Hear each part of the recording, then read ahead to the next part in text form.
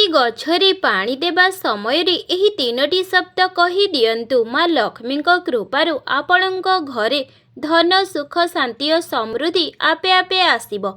कौन एही तीनोटी शब्द आपण जानिछंती कि? जदि जानि नाहंती जानिबा आगरु भक्तगण वीडियोटी को गोटे लाइक एवं सब्सक्राइब करंतु।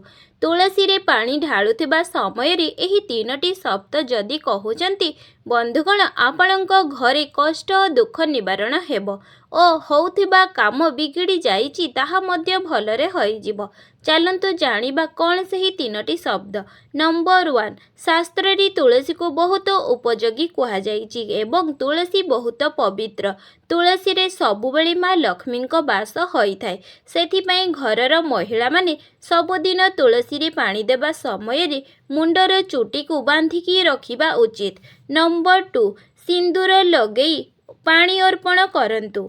नंबर 3 मुंडरे अढळ देई तुलसी रे जल अर्पण करंतु। एही तीनोटी काम करि सारिबा परे मंत्रटीए कहंतु ओम नमो भगवती वासुदेवाय। एही मंत्र रे बहुत शक्ति थाई जाहाकु आपणक घरर सबु दुख कष्ट दूर होई जाए।